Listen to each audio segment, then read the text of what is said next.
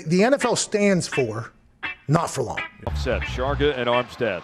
Roll out, Walker still running out. Looks to the left, wide open, Thompson touchdown. Colin Thompson with the touchdown. There was nobody within 20 yards of What a catch off the bobble. Colin Thompson scoops it up. Lofting corner, the end zone. It is caught for the touchdown. The first NFL touch for Colin Thompson is a score. Many words are left to say, so they get left behind. What's going on, guys? Welcome back to another edition of the Colin Thompson Show, brought to you by Not For Long Media. I'm joined by the great Jack Connell, our producer here, and the wonderful team at Not For Long Media that makes my show and all our awesome shows go. I appreciate them so much, and I'm forever thankful to our team here. That's going to be growing here soon. We got some big news coming on the horizon, but for now, we keep plugging nothing's public yet, Jackie Poo. So, like I said, everything is brought to you by Not For Long Media and then our friends at the Fudge Kitchen. You know the deal. If I'm talking about Fudge, you know what I'm going to say. They ship fudge and sweet treats across the country. FudgeKitchens.com. The place is the best. It is the best. They got the pumpkins fudge now, the pumpkin flavored fudge that I'm just been crushing, the saltwater taffy. I told you about the chocolate covered pretzels that are just asinine good. FudgeKitchens.com.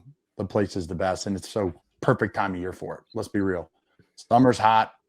I still love it then too, but the fall, some fudge, Jersey Shore, can't beat it. So I digress. Lots going on in the sports world today. We're going to get into Pat McAfee. We're going to get into Lamar Jackson. We're going to get into Eagles, Kevin Byard.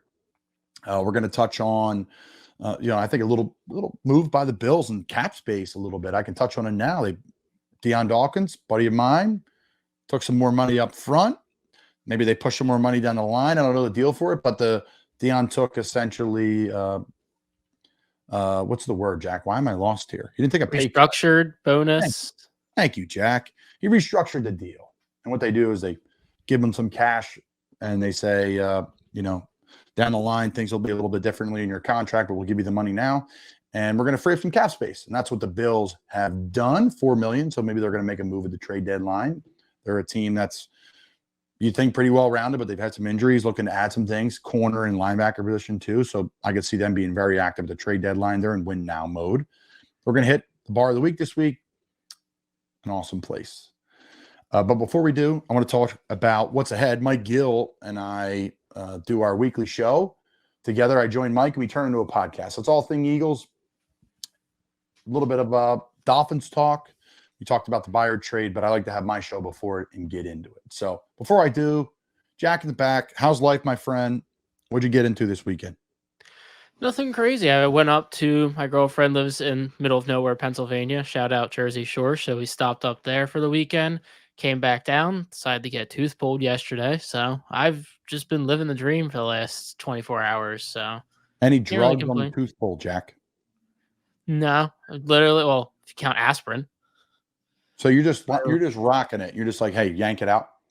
Well, they give you like a Novocaine shot, like they numb up the nerves, and then it was like they're fighting a war in my mouth. Like you think like you just go in, they just like it's cut it, like they have a sharp enough thing, they cut it and they just pull it, and you think they're like yanking my face, two people pulling it, like they're like my head's shaking. And at one point, like I'm like trying to hold my neck and keep my head tense, and the lady's like, keep it straight.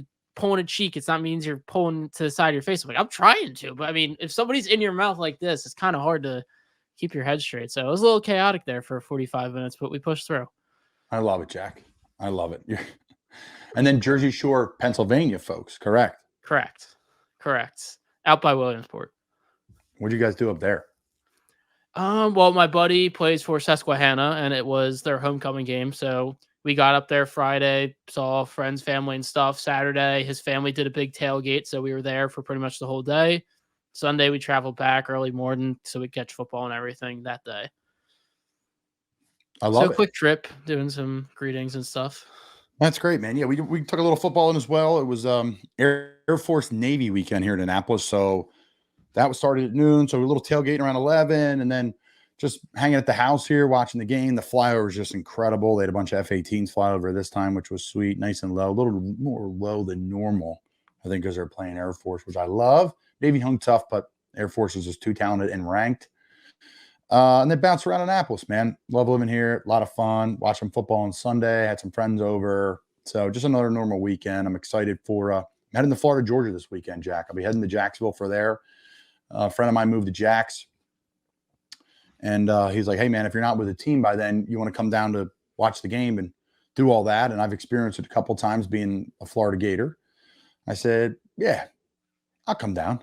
So, I'm going to check that out. And They still call that the world's largest cocktail party? Is that still a thing?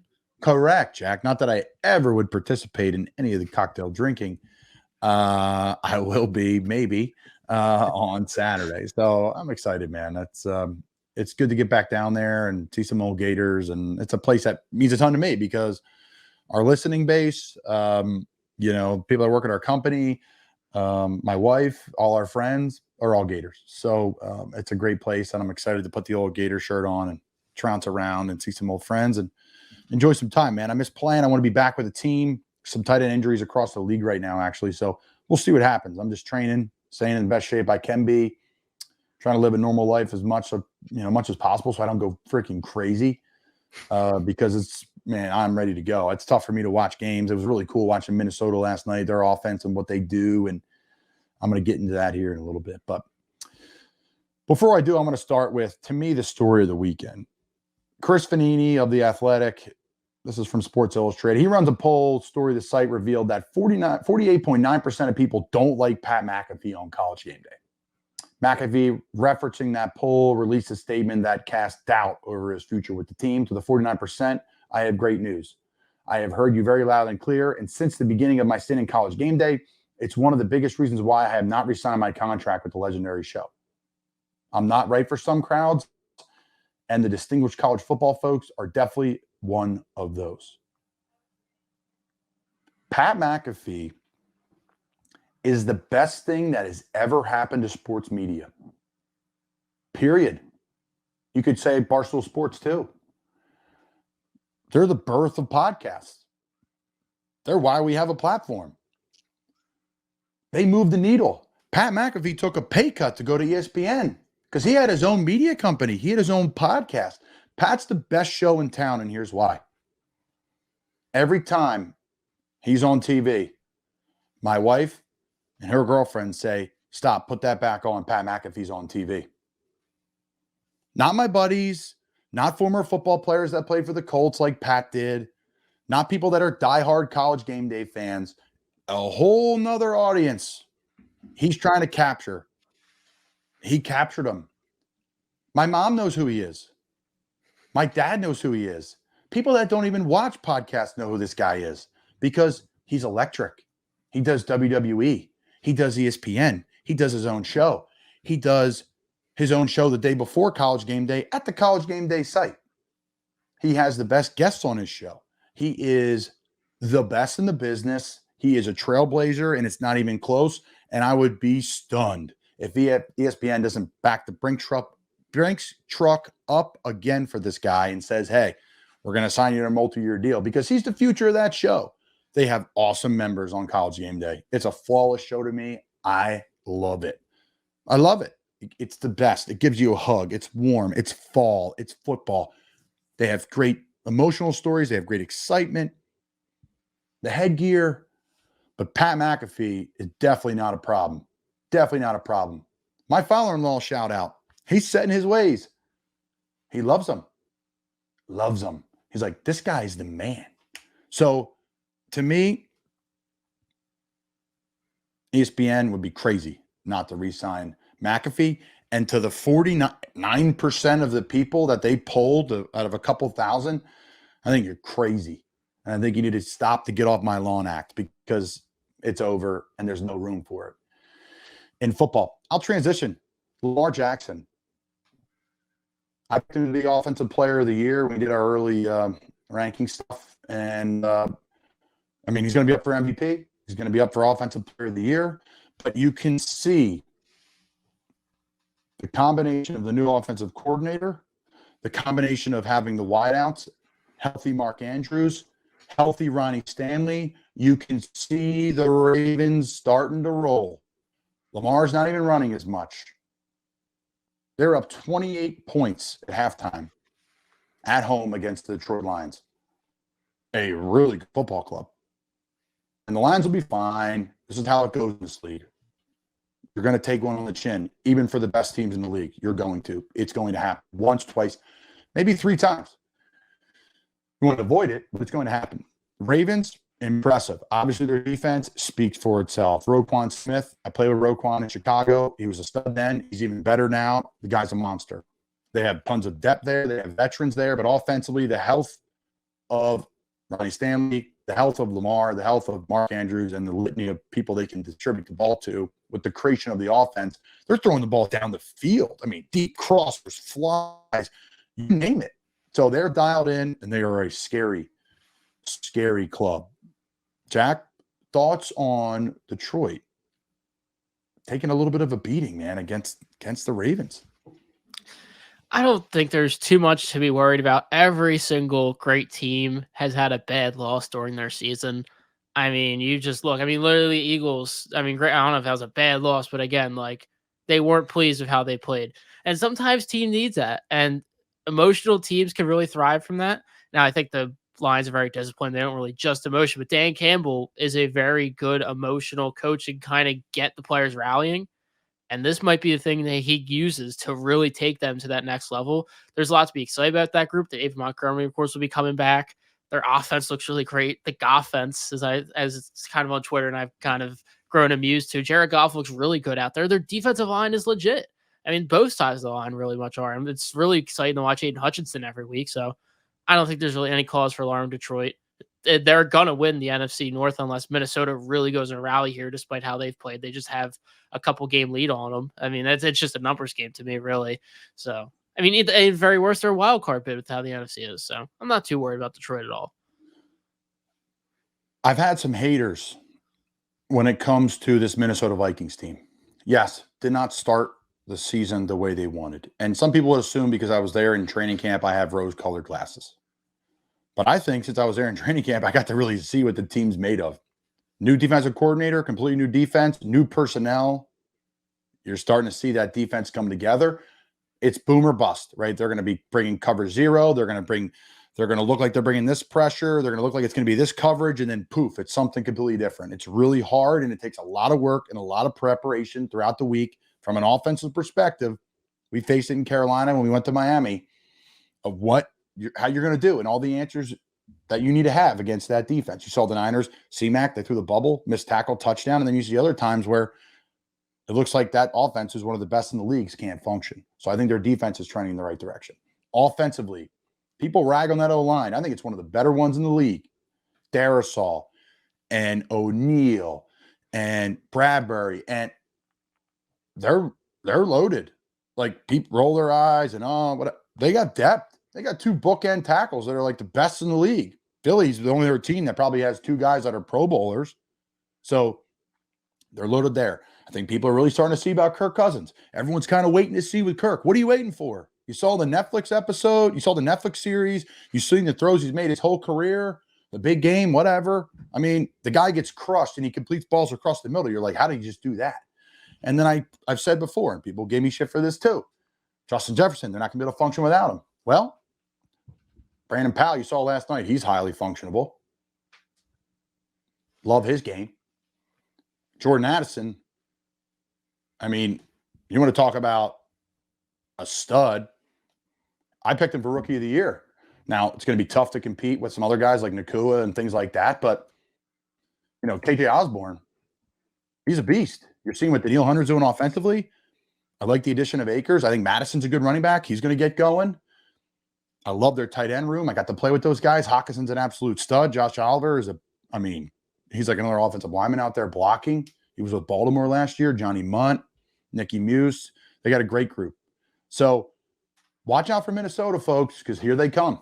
Here they come. They're the second half team for me, and we'll see what happens with them. All right, I digress. The coach of the week this week, brought to you by Wealth Advisory Services. If you don't know them, you should check them out. WealthAdvisoryServices.com, located in Doylestown, Bucks County, is Sean Desai. Sean Desai was a low-level assistant under a guy named Vic Fangio back in 2017 when I was the practice squad tight end from week 8 to week 16 with your Chicago Bears.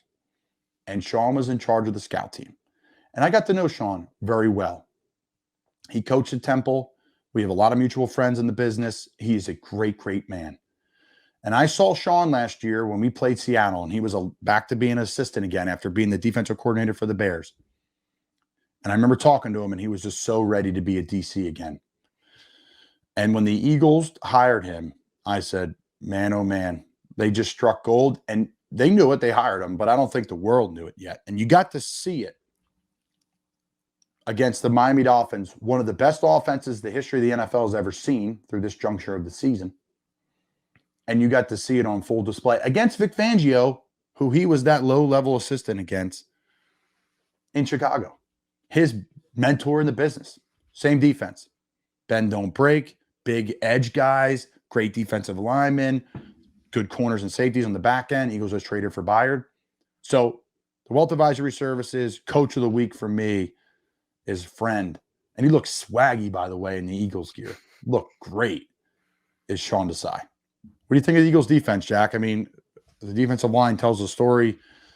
I don't know how anybody can really handle all guys.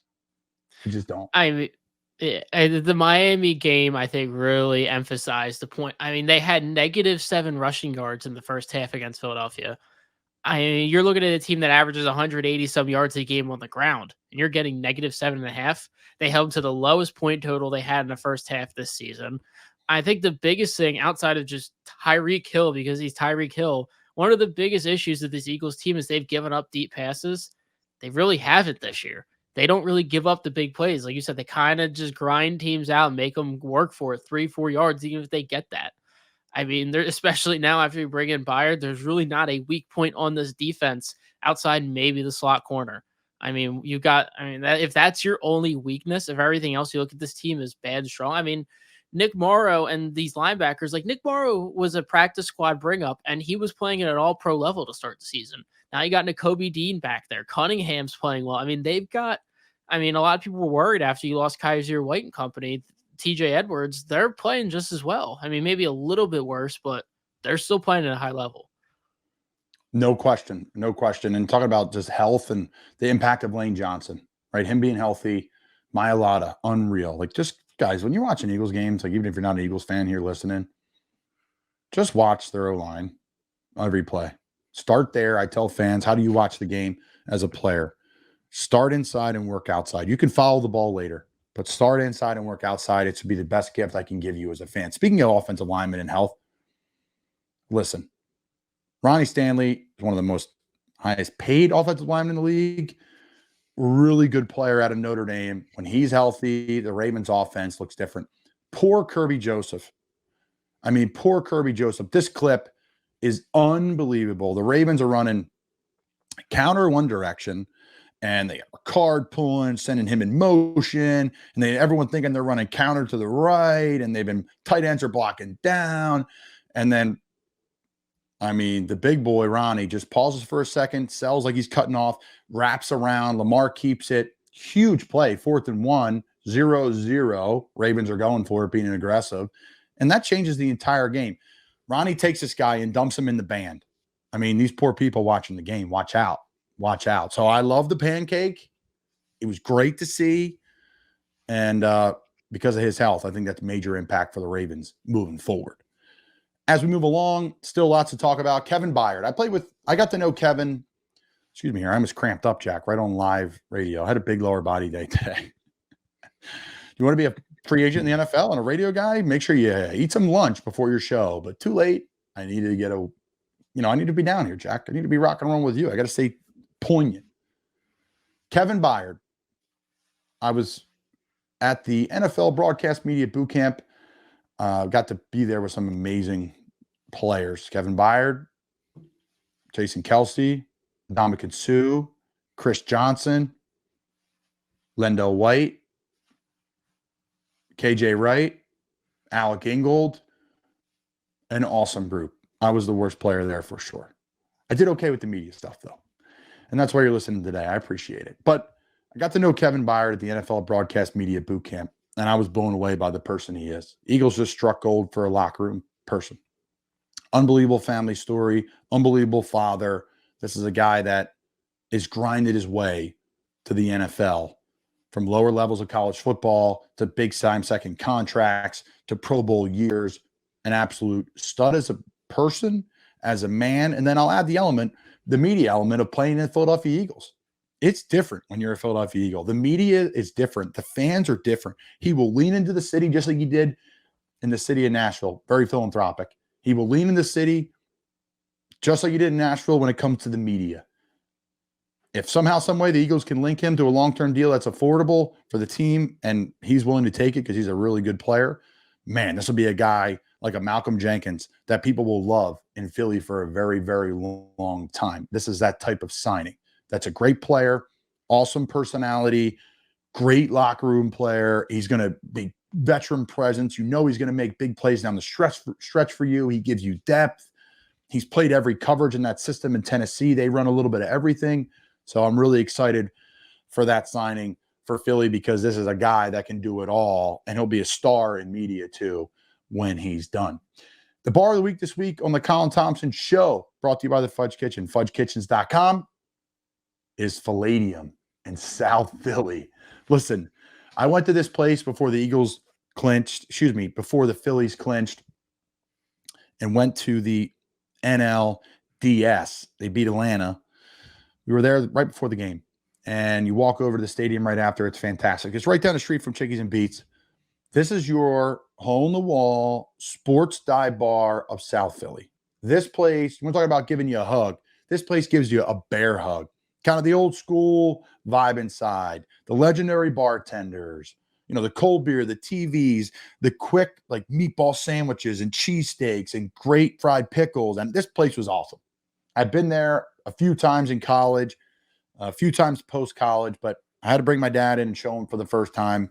He loved it. Food and ambiance, that's a 5 out of 5. You can't beat it, especially for a Phillies game. They had the music rocking. Like, it was old school rock and roll. It was just a great vibe for what you want to do for a Phillies game. Cold beer, 4 out of 5. It wasn't on ice, but it was still cold. TVs, 4 out of 5. Service was a 5 out of 5. 18 out of 20, Jack, for your bar of the week this week on the Colin Thompson Show. The Palladium, brought to you by the Fudge Kitchen, fudgekitchens.com. So we hit on a lot, Jack. We hit on the Palladium. I think the Bills cap spacing, that's something to keep an eye on what they're going to do with that. Probably a defensive player, maybe a linebacker, a depth linebacker with Milano going down, maybe a corner. They've had some injuries there. You never know. Offensively, they could be looking to add, even though they have a ton of players there. The Ravens, block of the week. Coach of the week, Sean Desai, Lamar Jackson. Keep an eye on him, guys. And the McAfee thing, I think that's just absolutely asinine. It's like, I mean, he's the future of that thing. Him and Herb Street, right? They're the future for sure. So, anything else, Jack, before we wrap things up? No, the only thing I was curious about your thoughts on, I mean, that one thing we're talking about Minnesota, Kirk Cousins. I mean, first off, that offense when Justin Jefferson gets back into the fold will absolutely be unreal. But I think their biggest issue so far, and something they need to work on, whether it's this season, in the future, is they need to work better at establishing or getting upgrades within the run game. I mean, Kirk Cousins, like I said, he has the most dropbacks in football, 280, 14 more than Mahomes. I mean, granted, he's very, very good at it, but teams obviously can sit back and just dare you to run. And Madison and Akers, I don't know if they've really been playing that well. I don't know if that's a play calling, just teams they've been facing. I don't know if your thoughts on that. That's a great question. Listen, they have the tight ends to run the ball. They have the O-line to run the ball. And I think they have the backs to run the ball. I think it's something to keep an eye on. Coach O'Connell, I was very fortunate to, get to know him as a person a little bit and the play caller. He's a quarterback, right? Kirko can throw it and take the hits. They have the wideouts to get open. And the play action game, right? This is the same offense as the Niners, the Rams guys, that same outside zone, play action pass. So it's a great question, Jack. I think they'll meet the challenge. The O-line is going to challenge themselves, right, to be better in the run game. The running backs will too. They're my second half team. Watch out for them. And that's the beauty of this league. And something I want to bring up. I think fans, media don't understand that in other sports, 82 games, hundreds of games in Major League season, they progress right in front of your eyes. Week to week, you see folks get better in games because they may play 2, 3, 4, 5, 6 games in a week. But in the NFL, you don't see it. You see week to week, and then a bye week, and then a Thursday night game, and then a first round bye. But you don't see these guys practice 4 or 5 days a week and play on Sundays.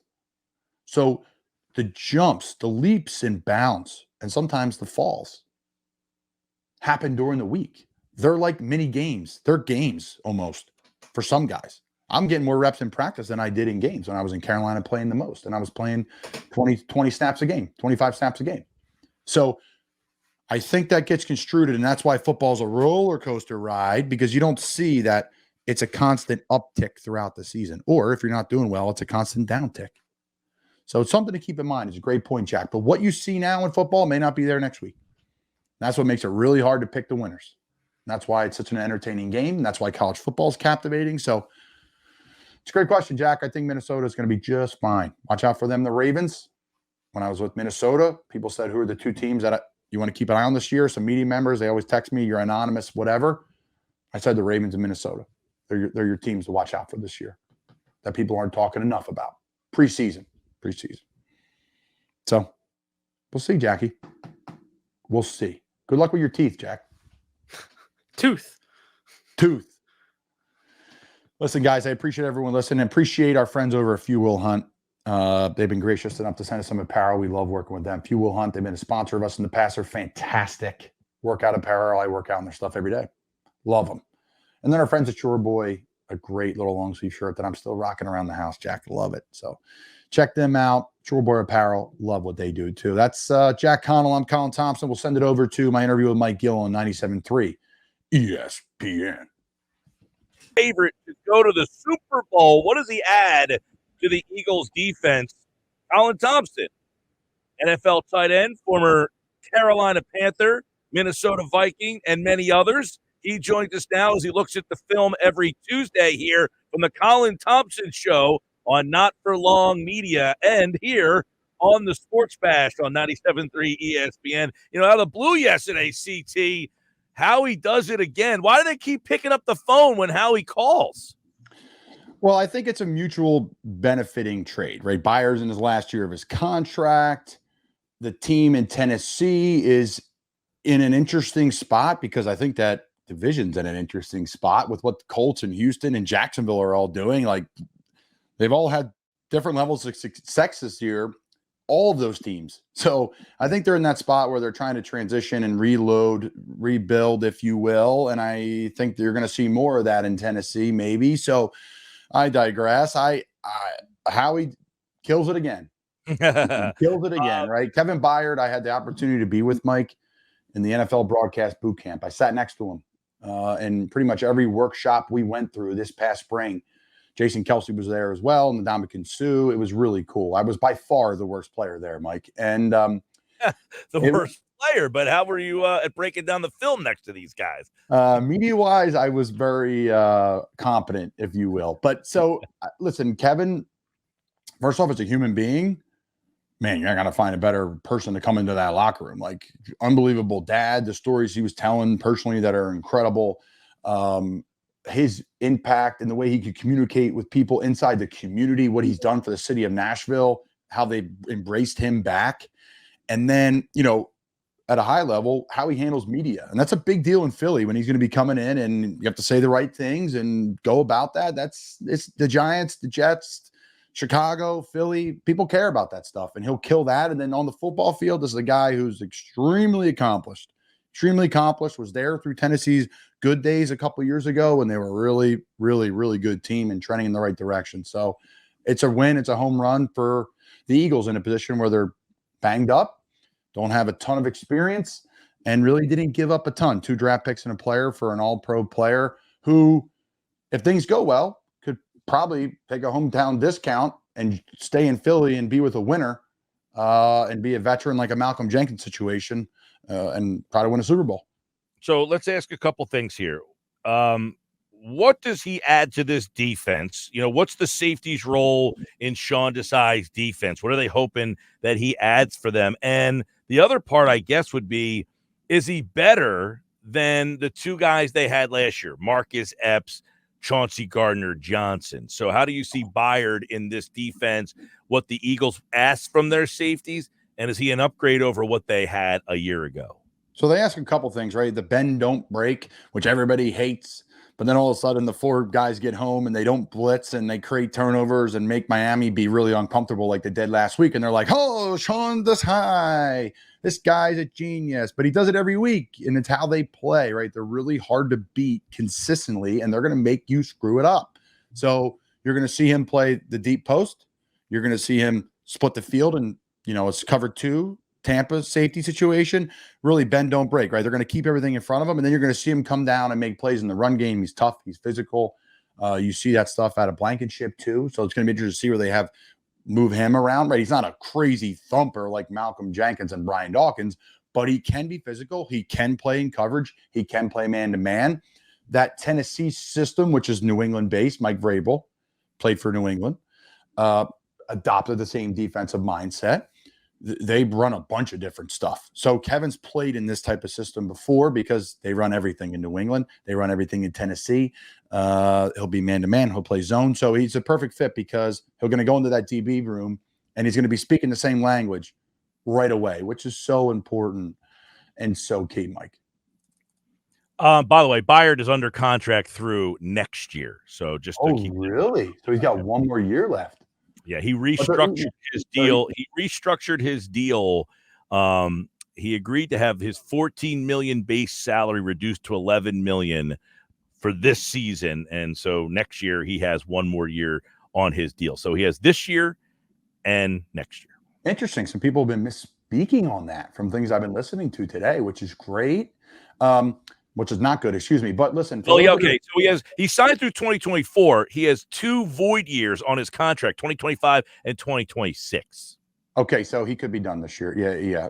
He could move on and it wouldn't count against the cap. So for people looking to learn more about him, Bussin' with the Boys, which is the Barstool football podcast. Kevin is great friends with Taylor Lewan and Will Compton. They played together in Tennessee.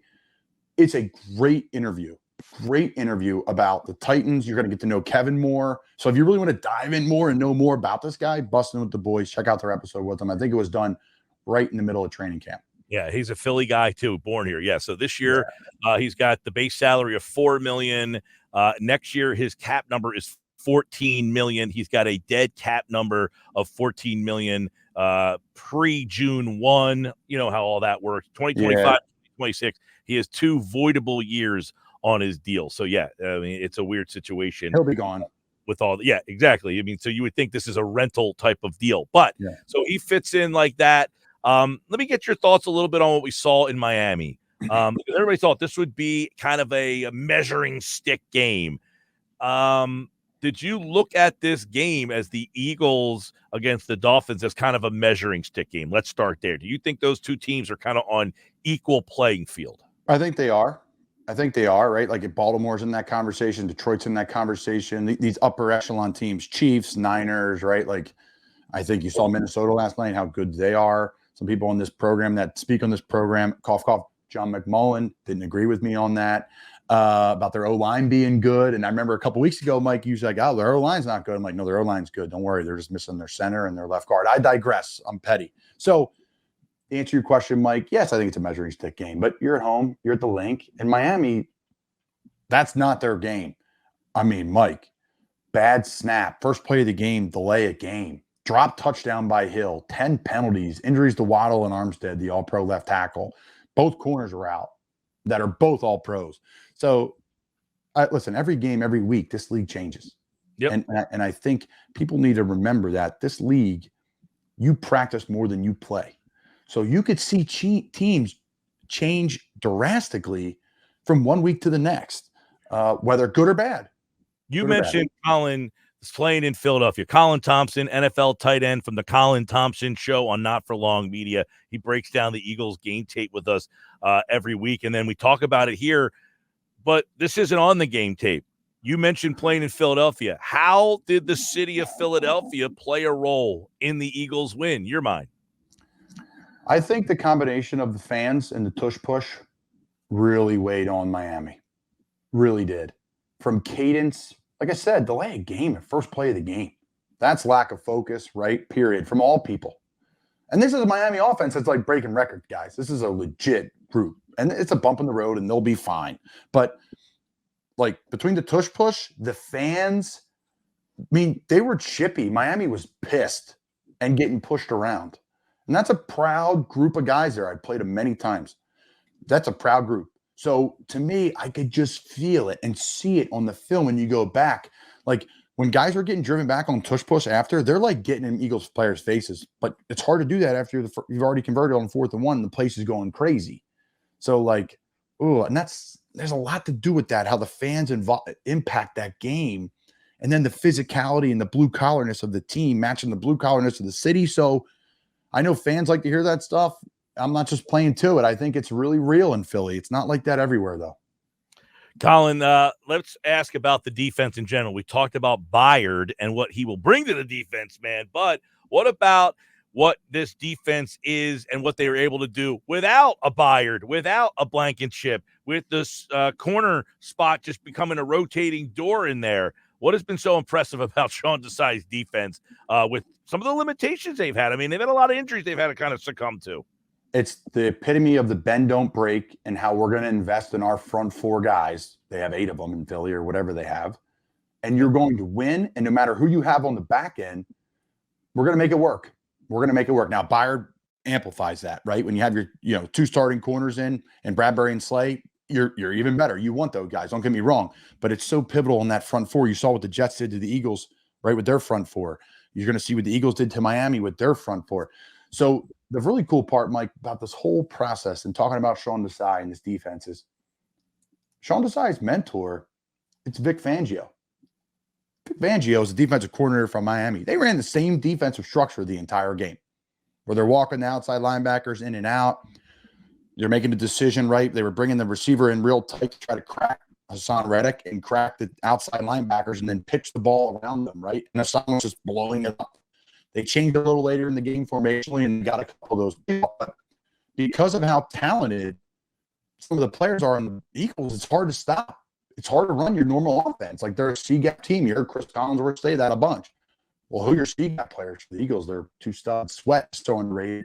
So I think the combination of Sean believing in what he believes in, we're going to stick with what we do, and the talent the Eagles have, it's hard to beat. It's really hard to beat.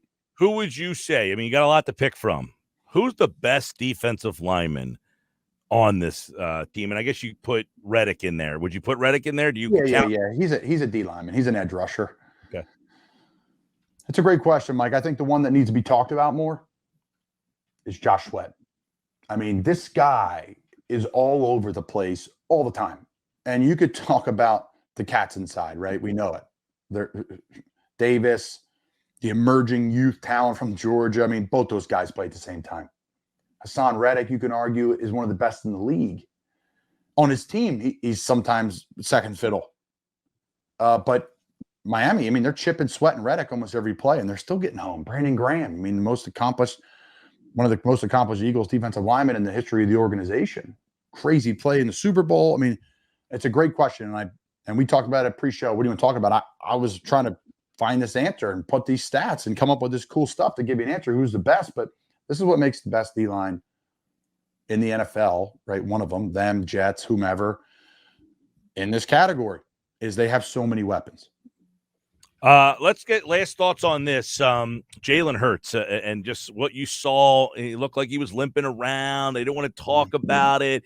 He's running. Looked like he's running with me hanging on his back. I mean, it was uncomfortable to watch him move the other night. So what do you think when you watched him in the game? What's he dealing with, you think? Yeah, I wonder, Mike. I don't want to speculate on anything and say it's this or that or the other thing. It's not an ankle. I would guess, just the way he's moving, and he's not like limping on the ankle. It's something from the knee up. Something happened in practice, I guess, or something happened last week. Some of these injuries too that people don't understand is this may happen on a Thursday, or this may happen on a Sunday in a game, but you may not feel it at practice till Thursday because the practice structure changes now. Because now if Wednesdays become a walkthrough or a very jog through, where Wednesday used to be the biggest day of the week, you go back to work on Monday. It's like a half day lift, run, and film. get the soreness out, and then Tuesday is an off day in the NFL, and then Wednesday's a work day. Well, that's changed to let guys recover a little bit more. So he may kind of walked out to practice on Thursday. He's like, man, my knee doesn't really feel that good because he hasn't really ran since Sunday. So I don't know. That's not fact. I'm just saying some of that stuff can happen in the league.